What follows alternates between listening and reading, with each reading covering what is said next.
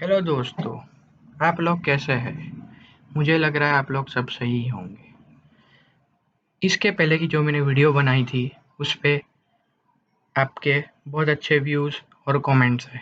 इसके लिए मैं आपको ये आज नई वीडियो बनाने जा रहा हूँ।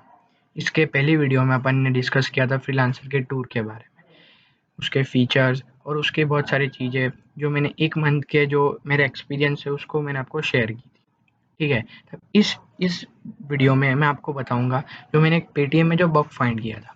ठीक है, तो मैं सबसे पहले आपको ब्रीफ में वो बग एक्सप्लेन कर देता हूँ। ठीक है, ये बग क्या है, जब आप पेटीएम को as a third party app दूसरे कोई एक पर्टिकुलर ऐप है जिसमें आप फंड डिपॉजिट करवाने के लिए यूज़ करते हो।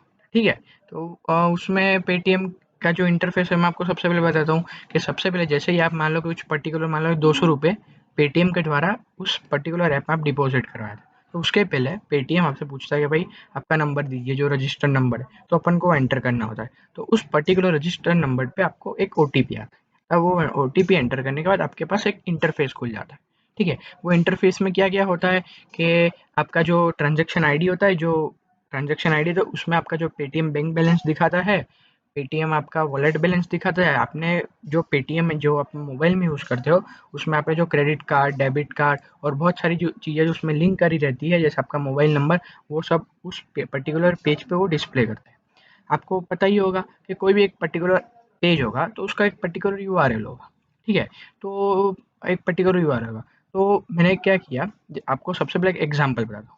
जैसे आपने एक इंस्टाग्राम अकाउंट खोला, ठीक है, इंस्टाग्राम अकाउंट खोला तो आपने आपका जो प्रोफाइल है, ठीक है, तो आपका जो प्रोफाइल आपने उसका क्या किया, आपका जो यूआरएल होगा प्रोफाइल का भी, तो आपने वो उसको कॉपी करके जब आप कोई दूसरे डिवाइस पे ना किसी और आईपी एड्रेस पे वो पर्टिकुलर जो लिंक है उसको आप चलाओगे, तो आप आपके अकाउंट पे एक्सेस नहीं पाओगे, क्योंकि ये प्राइवेसी पॉलिसी होती है कि मान लो क्या यहाँ पे आपका जो सेशन होता है वो दूसरे आईपी एड्रेस पे क्यों चलेगा। वो तो आपका अकाउंट कोई भी बंदा हैक कर सकता है या फिर उसमें कुछ मैनिपुलेशन कर सकता है। तो सेम चीज़ मैं आप पे यहाँ बताना चाहूँ, जैसे ही ये जो मेरा इंटर आपको मैं बताऊंगा अभी सरी, मैं सबसे पहले आपको एक्सप्लेन करूँ तो उसका यूआरएल जब मैं दूसरे कोई आईपी एड्रेस पे चलाना चाहता था, तो भी वो दूसरे कोई मोबाइल या फिर कुछ भी फ़ोन अदर डिवाइस पे जब मैं इसको चलाता था, जो भी यूआरएल है, तो वो उसको एक्सेस कर देता था और वहाँ पे भी मैं ये जो मतलब जो ट्रांज़ैक्शन या फिर कुछ भी उसमें कर सकता था। ठीक है, तो मैंने सोचा कि भाई चलो इसको मैं पेटीएम बग बाउंटी प्रोग्राम में रिपोर्ट करता हूँ। तो पेटीएम बग बाउंटी प्रोग्राम के बाद मैंने देखो 1 या फिर 2 बार लिखा, तब तक उनका कोई रिप्लाई नहीं आया। उसके बाद जब मैंने तीसरी बार लिखा, तो वो लोग बोलते हैं कि भाई ये हमारे स्कोप में नहीं है, मैन इन मिडल अटैक है, फिशिंग अटैक है।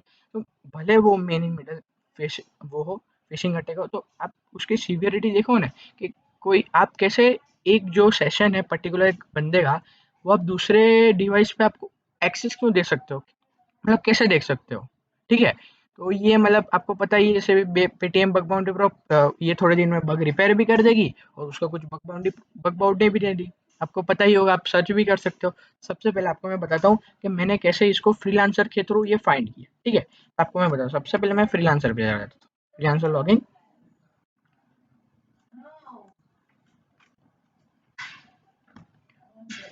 अब देख रहे हो आप मेरा डैशबोर्ड आ गया। अब मैं क्या करूँगा कि आपको मैंने बोला ही था कि मैं कुछ डिपॉजिट फंड्स करवाऊंगा, कुछ मैंने डिपॉजिट फंड्स करवाया। ठीक है, तो मैं आपको डिपॉजिट फंड्स करवाया। अब मेरा एक पेज खुलेगा जिसमें मैं Paytm as a third party app deposit fund करवाने के लिए यूज़ करूँगा।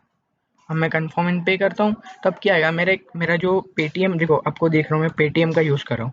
जैसे ही आपका ये नंबर है मैं प्रोसीड कर रहा हूँ, मेरे पे एक ओटीपी आएगा। ठीक है, तो ये ओटीपी होगा, मैं एक सेकंड, मेरे फ़ोन पे आया होगा, मैं उसको एंटर करता हूँ। 1 मिनट रुक जाइए आप। जैसे हाँ, जैसे ये नंबर आ गया 483259। मैंने क्या किया, इसको वेरीफाई किया। ठीक है, तो मैं इसको क्लिक करता हूँ। अब जैसे देख रहे हो कि ये जो पर्टिकुलर पेज है वो है पेटीएम का। ठीक है, तो ये पेटीएम का देखो, आप देख रहे हो मेरा पेटीएम बैलेंस है, मेरा पेटीएम बैंक अकाउंट नंबर है, ये मतलब मेरा डेबिट कार्ड है, क्रेडिट कार्ड है, बहुत सारी चीज़ है। ठीक है, और मेरा फ़ोन नंबर है। अब मान लो कि मैंने क्या किया, ये जो पर्टिकुलर यूआरएल, ठीक है, ये पर्टिकुलर यूआरएल को मैंने कॉपी कर दिया। ठीक है, कॉपी पेस्ट कर दिया।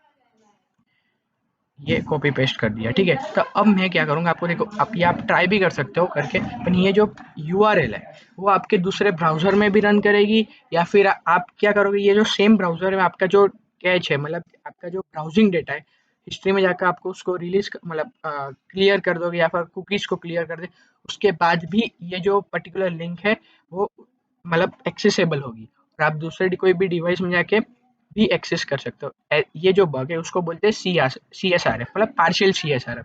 CSRF का फुल फॉर्म क्या होता है? क्रॉस साइट 4G रिक्वेस्ट, ठीक है।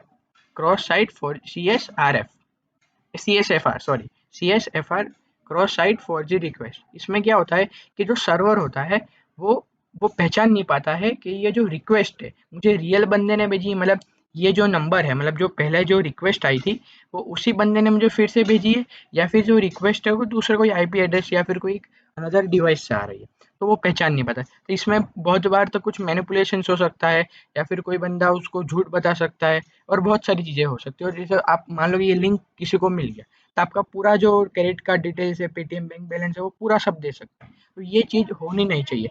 जब भी आप मान लो कि मैं आपको एग्जाम बताऊँ, ये चीज़ कहाँ नहीं हो पाती है। जैसे आपको मैं बताता हूँ, इंस्टाग्राम आपका अकाउंट है, ठीक है।